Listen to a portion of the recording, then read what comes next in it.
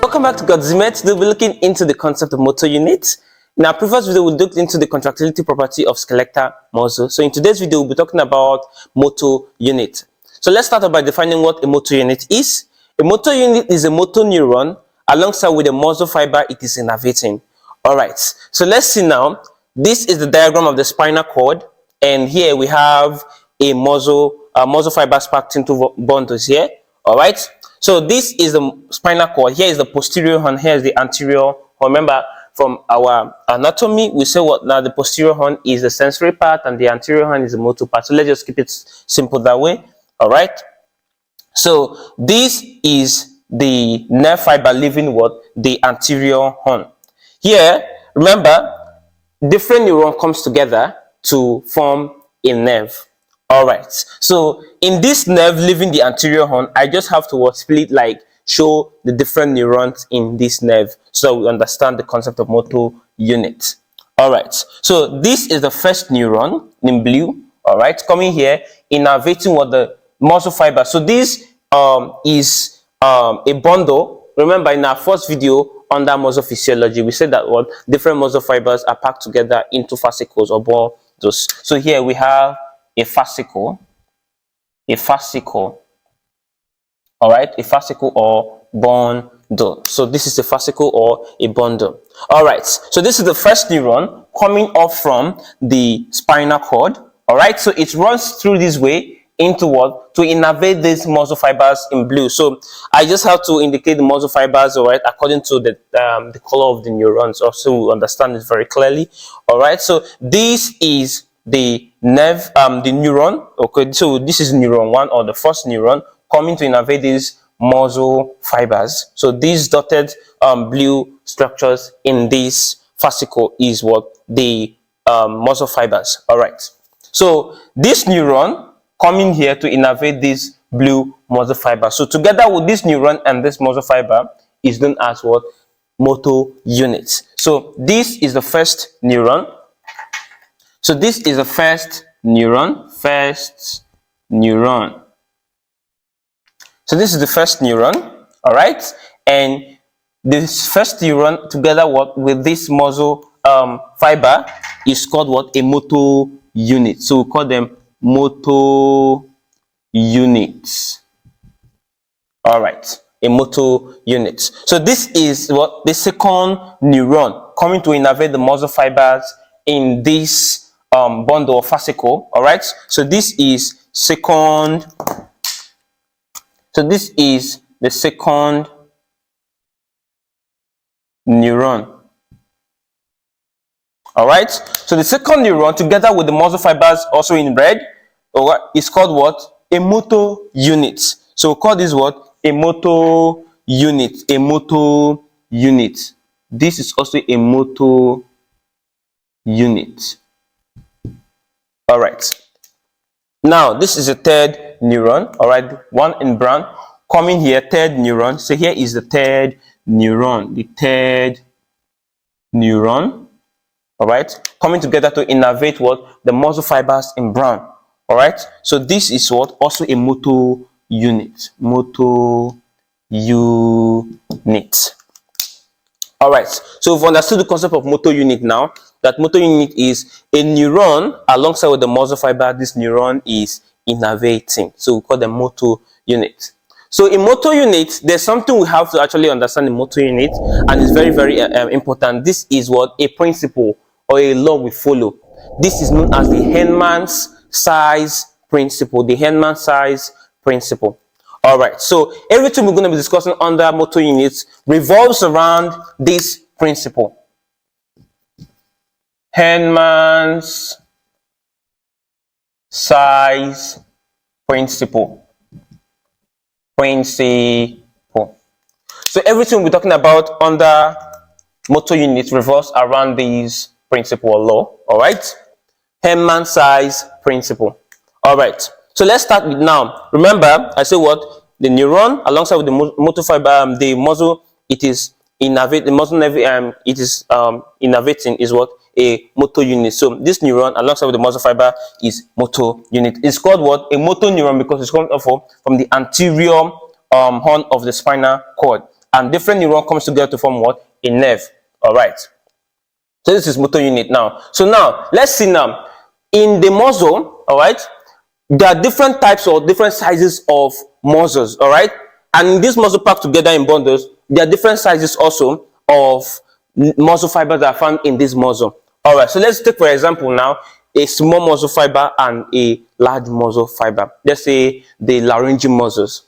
All right, the laryngeal muscles are always small in size. All right, and in a motor unit of a laryngeal muscle, there may be up to 2 to 3 muscle fibers. Let's take for example now, if there are, let's say, 100 muscle fibers in a particular laryngeal muscle. All right, let's say 100 muscle fibers, and there are 2 to 3 muscle fibers in a single motor unit. So how many motor units can we have in 100 muscle fiber of a particular laryngeal muscle? So this is what we have to understand, so to understand the henneman size principle. So let's start with the laryngeal muscle, a very small muscle. So we have to understand what that. We want to understand that what fewer muscle fibers, all right, would require what? More nerve, or what? More neurons. All right, let's say what? Nerve innervation. All right, let's see now for this laryngeal muscle. Laryngeal muscle is a type of muscle that requires what? An exact contraction or a rapid what? Contraction or a rapid response. All right, now since we have, let's say, this first neuron that came, this one in blue, the first neuron, or let's say it is that of a laryngeal muscle. So it contains, let's say, 2 to 3 muscle fibers. So let's say this is for the laryngeal muscle. All right, it contains 2 to 3 muscle fibers. So this is the motor unit that contains 2 to 3 muscle fibers. All right, now, so fewer muscle fibers will require what? More nerve. If there are 100 muscle fibers in this particular laryngeal muscle, okay, now, and we have, let's say, 2 muscle fibers, how many motor units can we have in this particular muscle? All right, so we say what now? 100. Now we divide it by 2. All right, so we're having what? 50 motor units. All right, so 50 motor units. So how many neurons do we require now? We'll be requiring what? About 50 neurons or so. All right, so fewer muscles will require what? More nerve. So this motor unit, now we have what now? 2 to 3 muscle fibers in what? In a particular what? In a particular what? Motor unit. So that's what we have to take from what? From this concept of what? Henneman's principle. That is the first one. Now, if we're talking about larger what? Larger muscle fibers, let's say that of a soleus muscle. Soleus muscle what? Is the type of muscle that do not require a quick contraction. So because the contraction of a soleus muscle is always very, very strong, so that it can be able to what? Have a very strong contractile force. All right. Now, in a soleus muscle, we can have up to, let's say this red one is a soleus muscle. We can have up to 100 muscle fiber. All right, up to 100 muscle fiber in a motor unit. So which one do you intend for it to contract first? The one that has 2 to 3 muscle fibers in a motor unit, or the one that has 100 muscle fibers in a motor unit? Now, the one you know what that will contract first is what? The one that has 2 to 3 muscle fibers in a motor unit. Why? Based on Henneman's size principle, the smaller the size of the motor unit, the quicker what?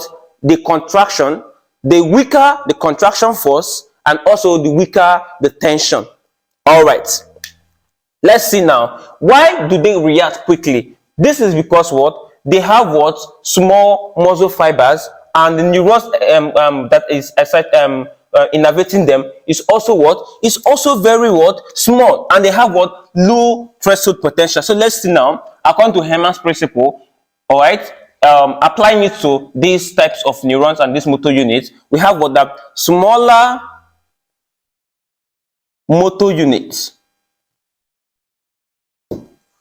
Smaller motor units, what we have now? Smaller motor units, we have what?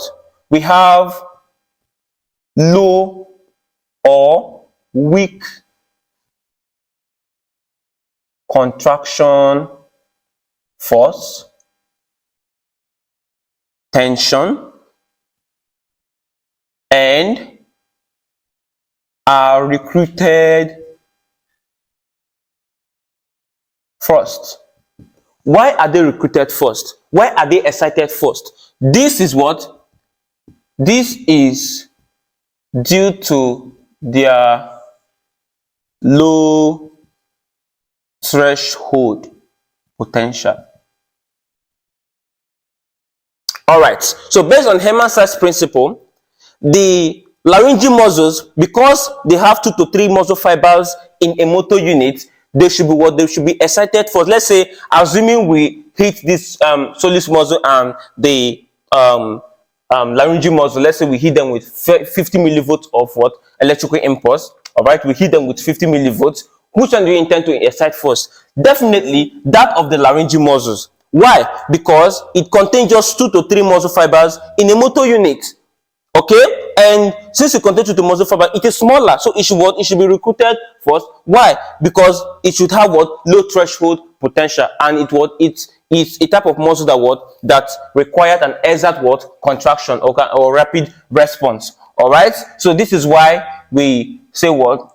The smaller the muscle fiber, all right, the smaller the muscle fiber for smaller motor units will have what? A weak contraction. All right, they are recruited first due to what? Their low threshold potentials, and also they have a low or weak contraction force and tension. So this is for that of a laryngeal muscle. What about that of a soleus muscle? These are what? Large motor units. So you have what? More motor units. All right, so for larger motor units,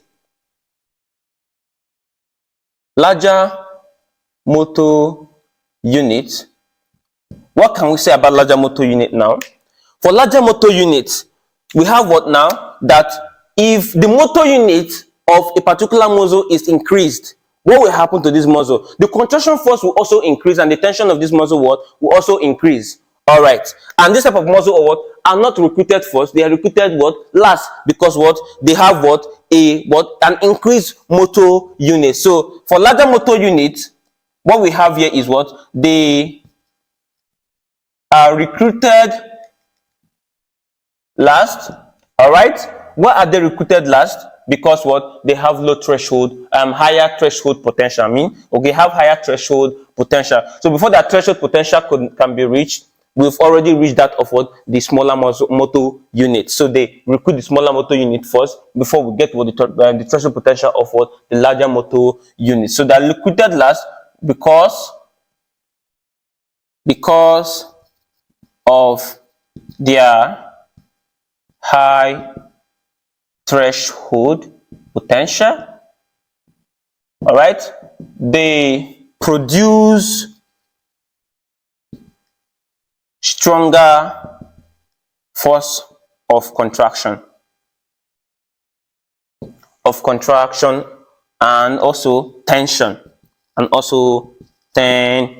So this is what we see in larger motor units. So larger motor, so an increase in the size of this motor unit will produce what? A larger force of contraction and tension, and also they are recruited last in motor unit recruitment. So this is the Henneman's size principle. So the smaller the size of the motor unit, the weaker the contraction force, the weaker the tension, the more they are recruited. They are recruited always first. So let's see now.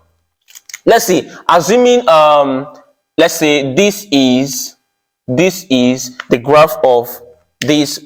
I just want to explain something about this Henneman's principle. All right. Let's say for a laryngeal muscle, let's say the threshold potential is around here. All right, the threshold potential is around there. For a soleus muscle, the threshold potential is around here. All right, let's say at this point is the resting membrane potential. Okay, of negative 90 millivolts. All right. The threshold potential, let's say for a solus muscle, let's just put it at 70. All right. Here, let's put it at negative 55. All right, negative 55. So from here now, if that of, let's say we apply a current of 60 millivolts, now we read the threshold potential of what? This, remember, this is for what? This is for the laryngeal muscle. Laryngeal muscle. All right. Now, how would this contract? First of all, the contraction will go in this way. Since it's 60 millivolts, now it will come from here, all right, up and hit what? Their threshold potential. So contraction occurs, all right. So contraction occurs in that of what? Of the laryngeal muscle, because what they have what? Less muscle fiber.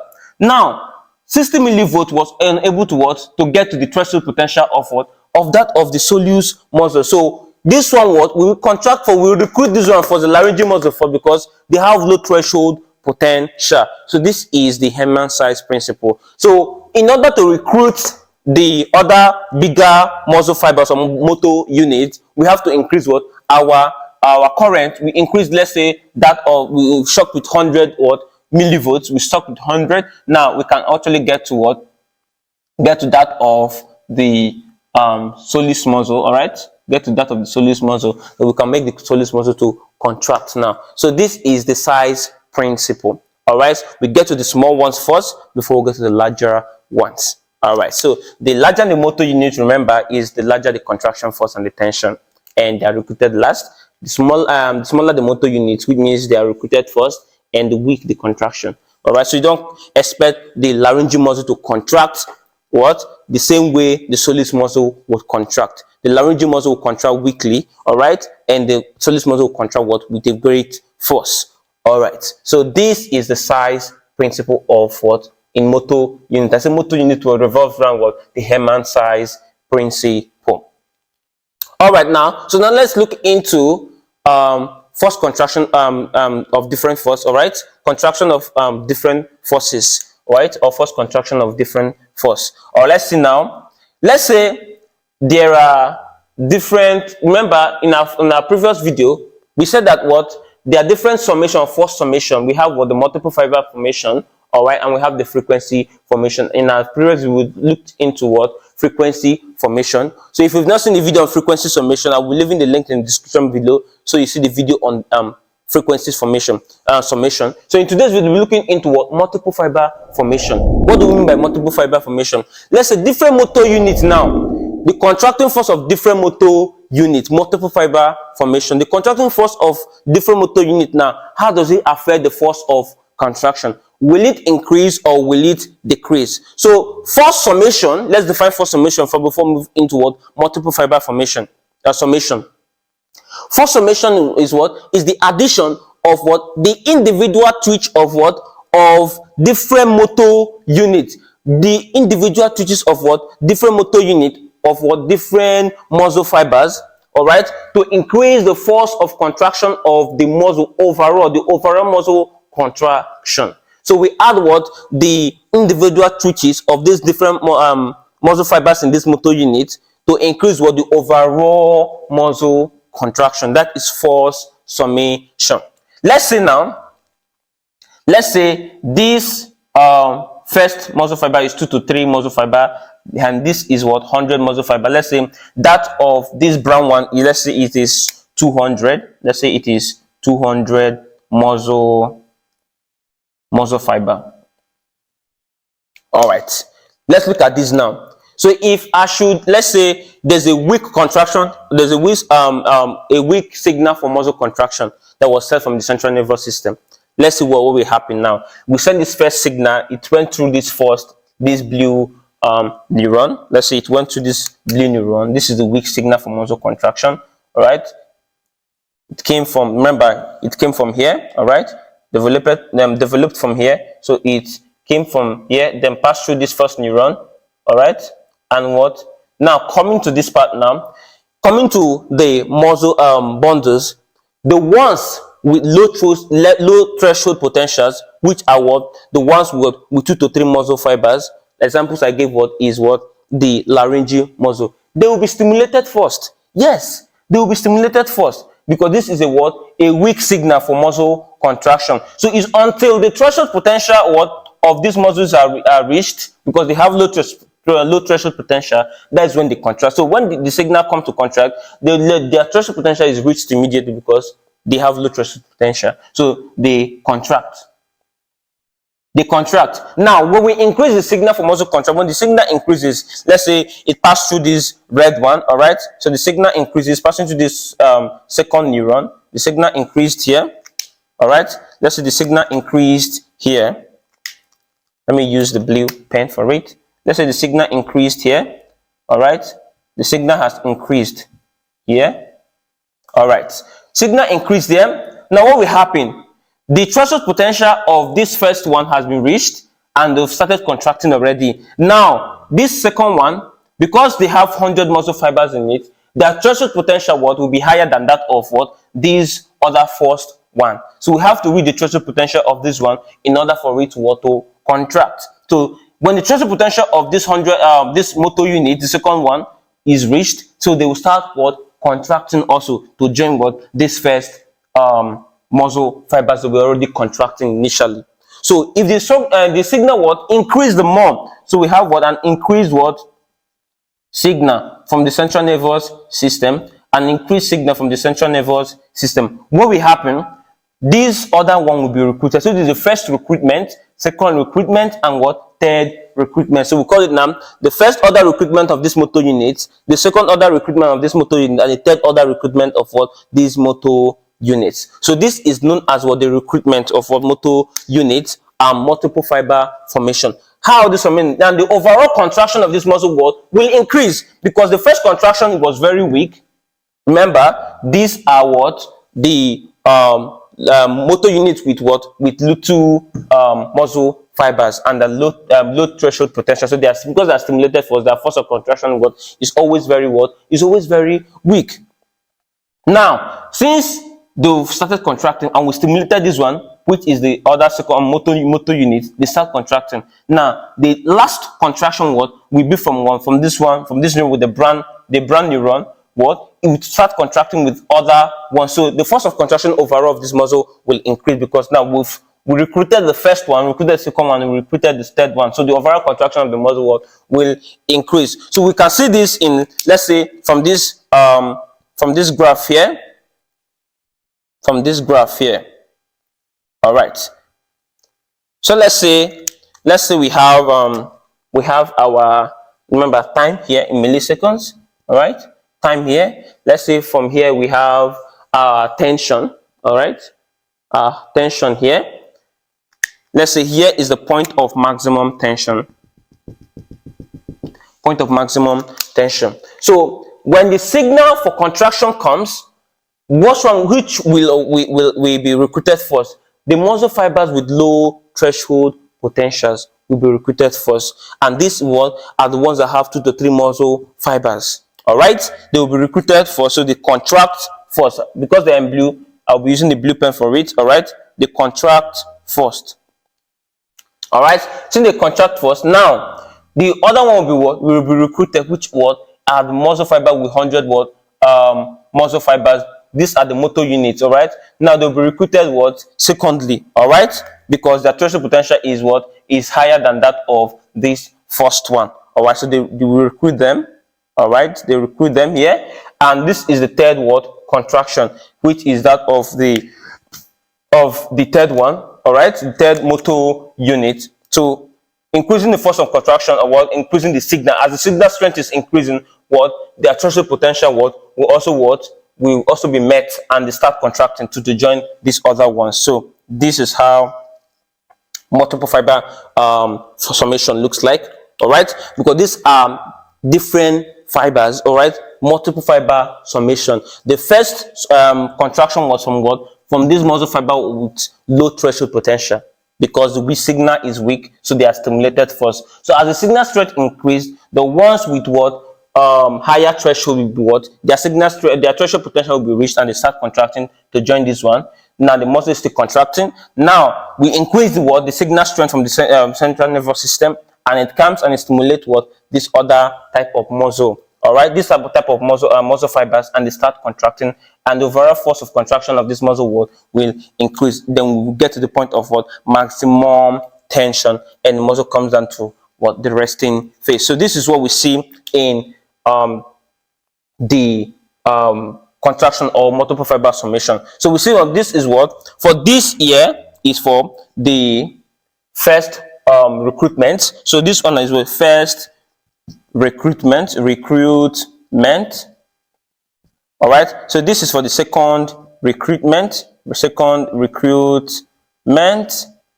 Here we have the third recruitment.